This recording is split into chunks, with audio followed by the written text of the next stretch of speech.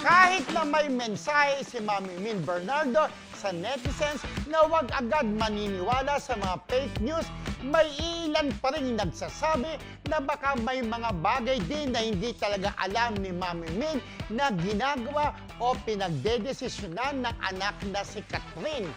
Ang tanong, naniniwala ba kayo na talagang nagkabalikan sina Catherine Bernardo at Daniel Padilla ayon sa kabansang Marites na si Sian Gasa?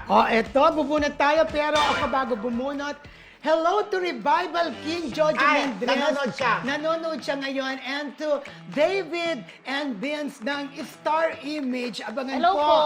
Abangan po ang collab ni na Mark Heras at Jojo Mendres, no? Somewhere in my heart. Yes, hello Na kanta. David and Jojo and Vince at Wendy Yes. Agustin. Ay, gusto ko na bunot ko. Yes. Naniniwala ba Ba't kayo? parang natahimik tayo? Diyos ko. Okay, eto ang tanong. Naniniwala ba kayo na Oo, nagkabalikan nakabalikan. na si Daniel Padilla at Catherine Bernardo? Ako nabunot ko. No, alam mo, no talaga. Kasi ako naniniwala ako doon sinasabi ni Mami Min na huwag kayong maniwala sa fake news. At ang fake news nga doon ay hindi nagkabalikan sina Daniel Padilla at Catherine Bernardo. Yun lang. So, kung fake news na hindi nagkabalikan, so nagkabalikan. Ha? Kasi ang fake news doon ay yung hindi nagkabalikan sina Catherine Bernardo at Daniel Padilla. So, fake news. Ay, sorry. So, Nagkamali nagkabalikan ako. ha? Ang fake news, yung Yun. fake news na nagkabalikan sila. Oo. Sorry, nagkamali po ako. Hindi Go. sila nagkabalikan. Diyos ko, dapat ako yung kero din eh. Kaya paninindigan ko. Oo. Hindi naman siguro sasabihin ng pambansang Marites.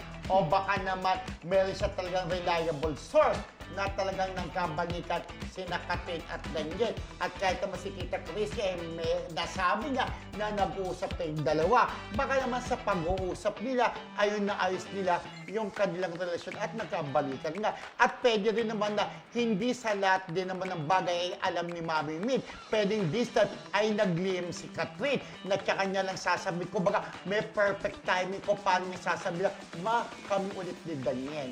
Ay, mas paniniwalaan ko naman yung nanay kaysa dun sa Ako sinasabi mong rin. pambansang di ba? Pambansang Kasi chuchu. kada may kontrobersiya naman. Ano yung ba sa'yo? Depende. Depende. Depende.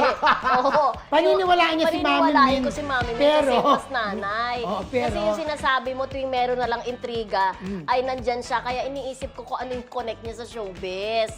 Di ba? Kaya ang sinasabi ko, tapos na si Catherine doon sa napakahabang relationship na yun, I don't think so nababalik siya sa ganon. Which is, I totally agree with Rodel Fernando. As a woman, kapag ka inalisan na ng mga babaeng isang napakatagal na relasyon at nagpakapasensya na, ay wala na. Hindi Parang na. Janice Ako, Novelet. tika tapos sa debate, naniniwala rin ako na hindi nagkabalikan. Oo, hindi talaga. Hindi nagkabalikan. No, Dahil no, magsasalita no. si Mami Yes! Min ng fake news.